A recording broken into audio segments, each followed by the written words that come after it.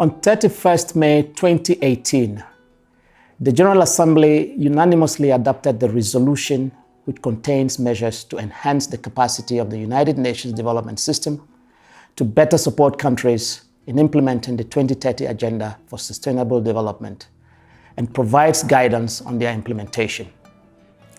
Since January 1, 2019, the new UN system of resident coordinators has been operational. Resident coordinators have taken over their new and full-time coordination functions to help deliver an integrated response to national priorities and needs.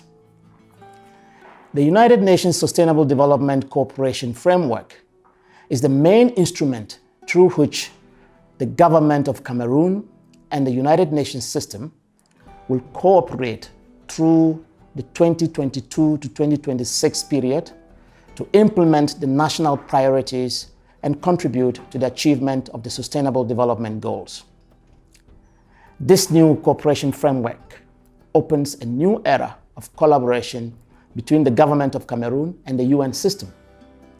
The cooperation framework clearly articulates the United Nations collective response and provides the tools to tailor the response to help Cameroon address national priorities and gaps in their pathway towards meeting the Sustainable Development Goals. The cooperation framework aims at making Cameroon a land of opportunity, citizen engagement, and well-being for its population. To this end, it has set out 4 strategic priorities, which are aligned with the National Development Strategy SND 30. The priorities and expected results of this cooperation framework are catalytic, cross-sectoral, and based on multi-stakeholder commitment and action.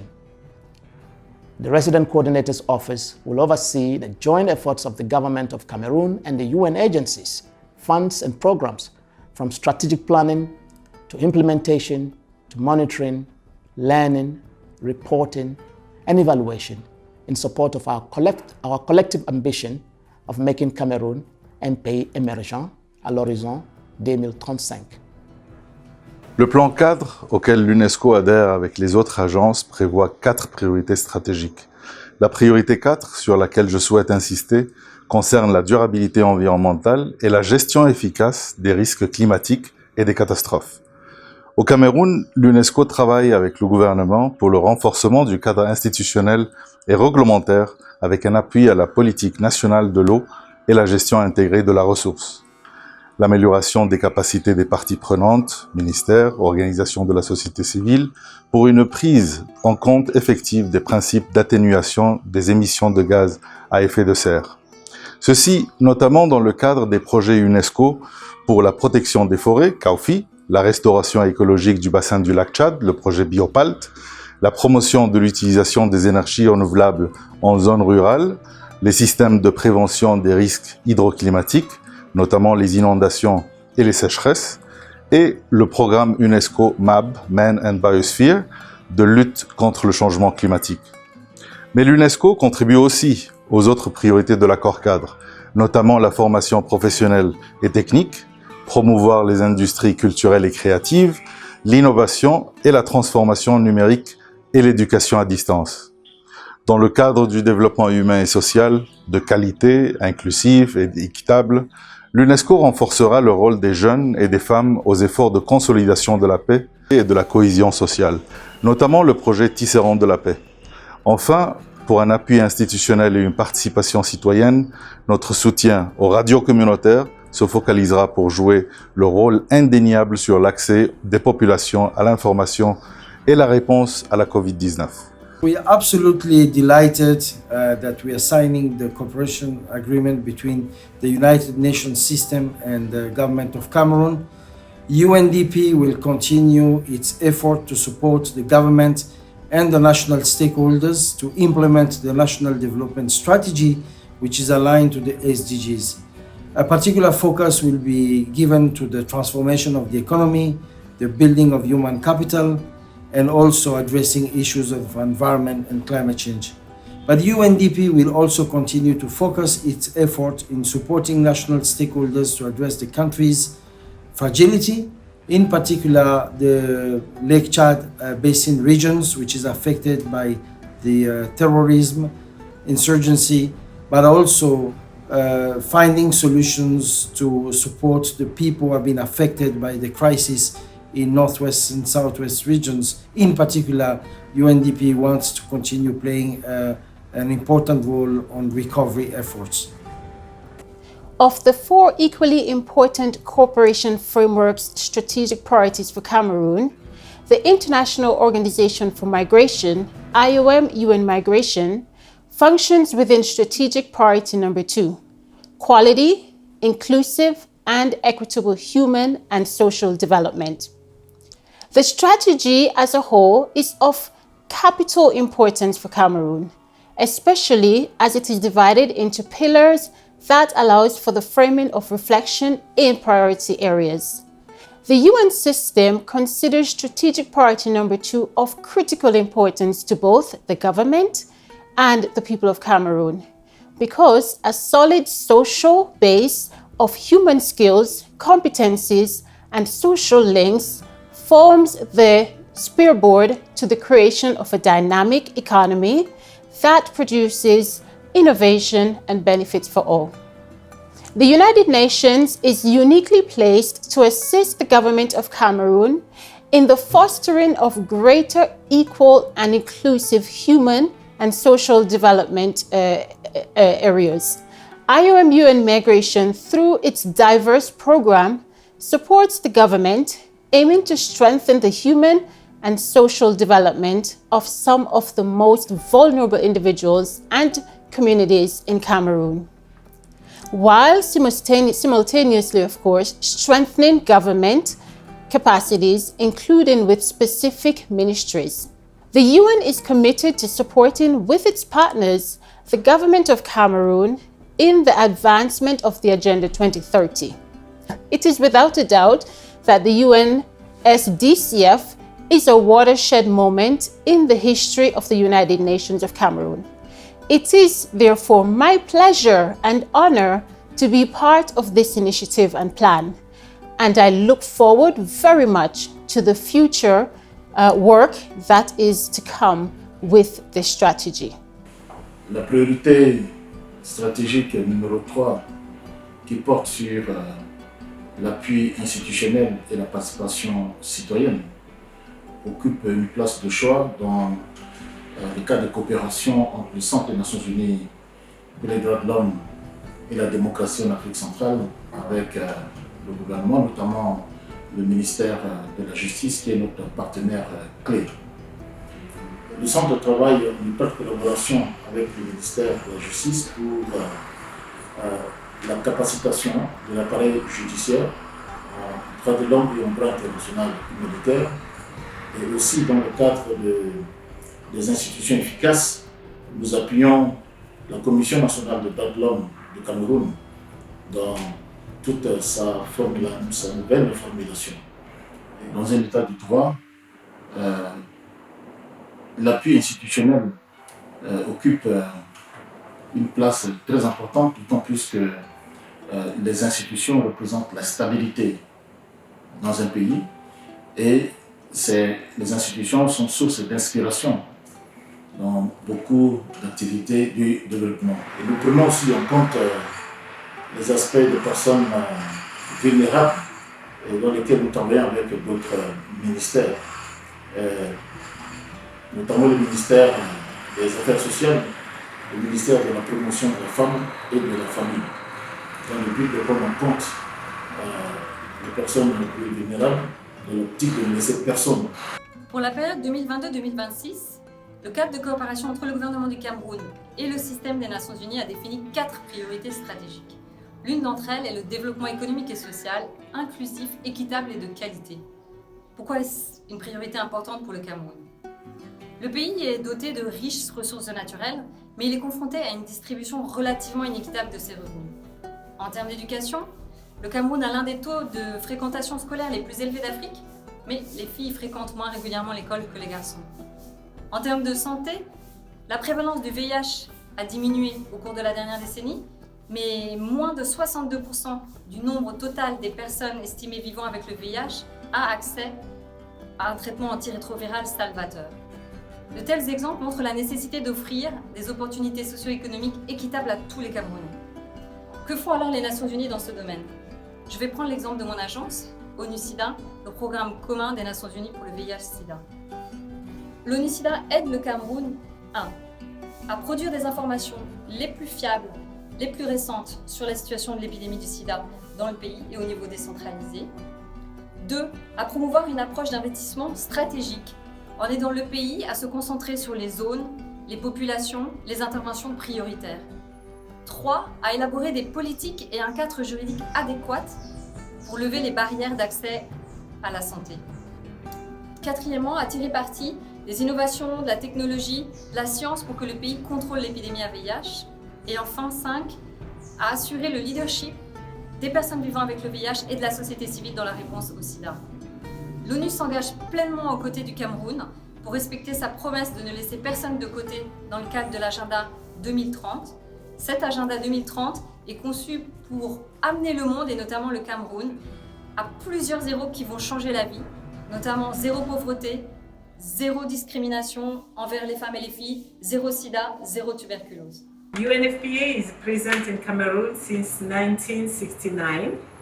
And since then it has deployed strategic positioning with decentralized offices and expertise with a strong alignment to the national priorities and cross-border issues focusing on the most vulnerable populations, I mean women and young people, in regions where we have lower level of socioeconomic indicators and affected by humanitarian situation.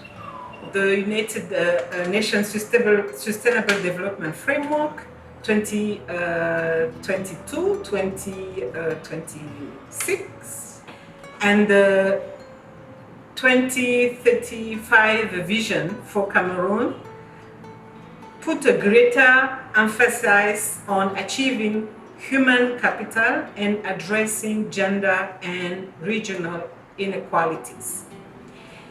It has been developed from a participatory approach, and UNFPA was fully involved at all levels. UNFPA will contribute mainly in 2 among the 4 strategic priorities of the UN Sustainable Development Cooperation Framework. The first is improving quality, inclusive and equitable human and social development. The second aspect for which UNFPA is going to contribute is promoting citizen participation and institutional support to improve production, dissemination and utilization of disaggregated data on population and health for planning, monitoring and evaluation, which is directly linked to Pillar 4 of the SND 30, Gouvernance and Décentralisation. Alors, en ce qui concerne l'Union internationale des télécommunications, il est important de relever qu'en cette période de pandémie, bien évidemment, le télétravail a exigé l'Union internationale des télécommunications de revisiter l'ensemble des plateformes nécessaires à juguler la pandémie, à permettre aux économies de continuer à fonctionner. Le Cameroun s'est engagé résolument dans une numérisation, n'est-ce pas, de l'ensemble de son outil économique, piloté par la primature et par le ministère des Postes et des Télécommunications. Et bien évidemment, nous ne voyons pas un paragraphe dédié dans le cadre de coopération pour les TIC, mais les TIC sont transversaux et donc sont présents dans l'ensemble des activités. Les Nations Unies accompagnent le Cameroun.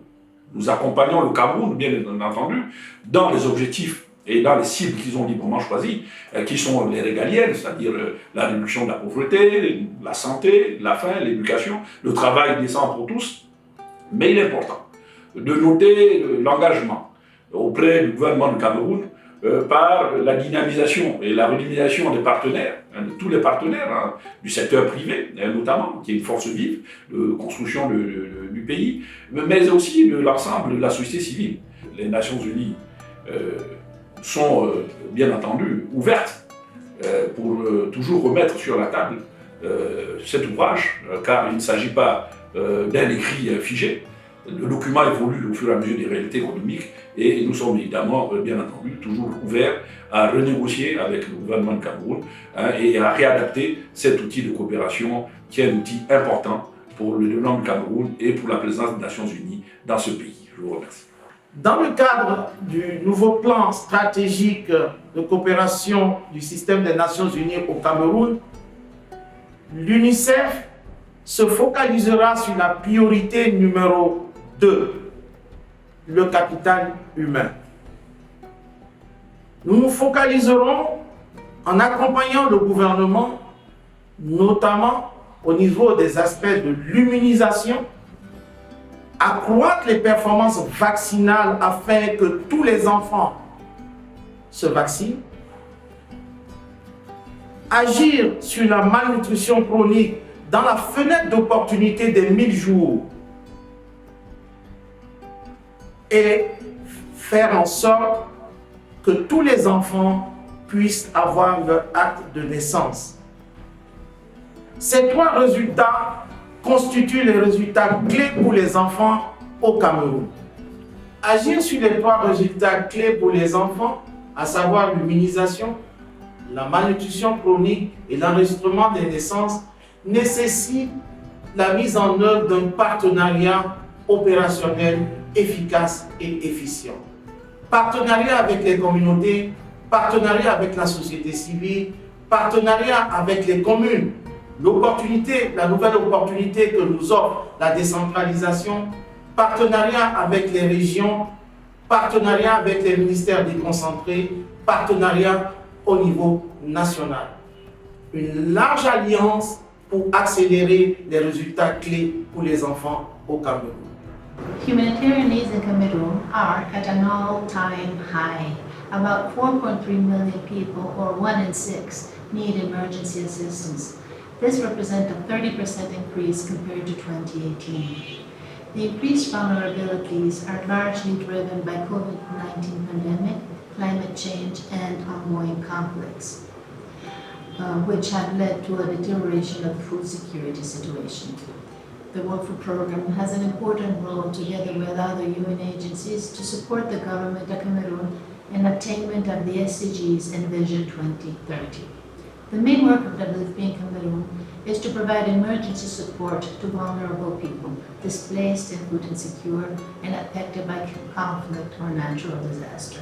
However, in order to achieve the 2030 SDGs, WFP also supports building strong social safety nets, reinforcing the resilience of vulnerable communities, and strengthening capacities of people and institutions. To this end, our expectation is that by 2026, Cameroon will reverse the decline and deterioration of socio-economic indicators, project greater gender equality and progress in the empowerment of youth, women and girls, and other vulnerable groups, including those with disabilities. The focus will be on those living in communities impacted by various humanitarian crises. So far, WFP and other UN agencies have effectively collaborated with the government to reduce malnutrition rates and provide food assistance to millions of Cameroonians while strengthening communities' resilience. Moving forward, we hope as well to influence government policy, especially as we will start to implement the National Homegrown School Feeding Program. We believe that together and through the UN Joint Cooperation Framework, we will leverage the gains accumulated over years of cooperation in Cameroon to achieve significant results and propel Cameroon towards achieving the national development by 2030. La FAO, comme toutes les autres agences des Nations Unies, contribue d'une manière significative à l'accord cadre de coopération du système des Nations Unies au Cameroun.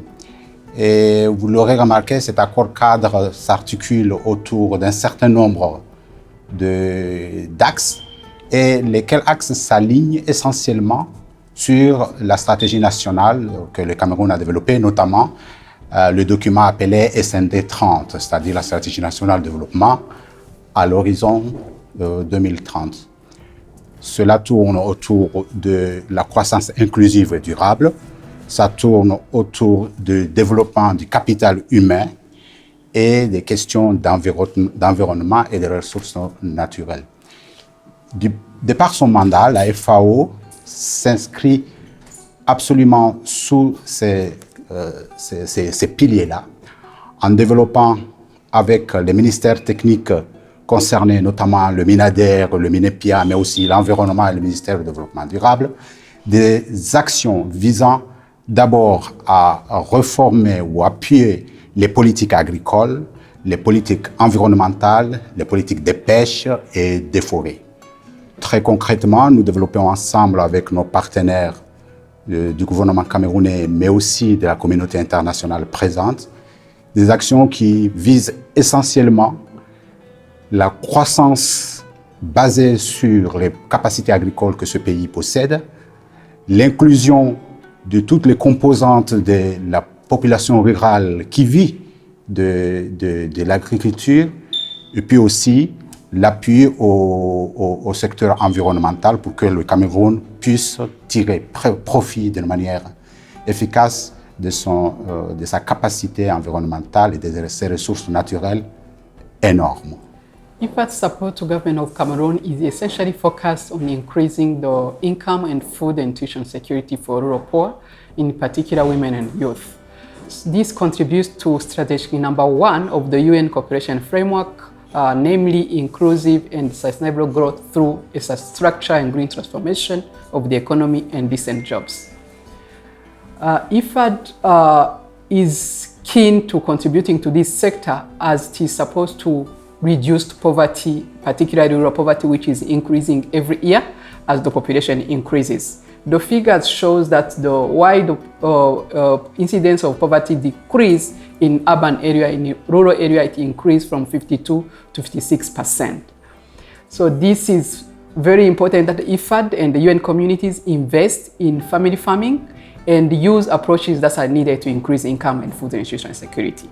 IFAD and UNCT in particular, UN has contributed in supporting the government through the Ministry of Planning to putting in place coordination mechanism that will allow all investment in the sector to be known and oriented where they are needed, particularly some at the central level, others at the decentralized level. So I think youth, consulting everybody investing in the sector, including the private sector, under the leadership of the government and the UN is very critical to tackling the poverty in the rural areas. So I see a lot of synergies coming out under this UN cooperation framework and SDN 30 in a way that it will not be possible for a particular stakeholders to do what they want. But if every 6 months, every 3 months, 6 months we meet and we agree, we see how far we have been going to implement the action plans, I believe we will be able to decrease or really contributing to reducing poverty for Cameroon population, and ensure private sector is also part of these challenges. UNHCR's mandate is the protection of forcibly displaced persons and the search for solution. This is the second UNDCF priority, development of human capital and well-being. It's indeed important to search for solution from the onset of a crisis and work with UN agencies, government and development actors to push for development-oriented solutions in refugee management with the government, health, education, employment, livelihood, energy, infrastructure. UNHCR is committed to work with the government in line with the National Development Strategy 2030 to better respond to the needs of refugees and find solutions to their problems. UNHCR has already signed a framework agreement with the Ministry of Health, also with the MINEFOP, to ensure inclusions of refugees in the national health system and access to employment. UNHCR is in partnership with the World Bank Group, the MINEPAT, MINREX, to ensure a smooth transition between the humanitarian response, the development response and solutions. Between 22 and 26, UNHCR will continue engaging with the government, but also with the host communities, with the persons of concern, the civil society, donors, to better coordinate the humanitarian response and development response in order to achieve more impact together and leave no one behind.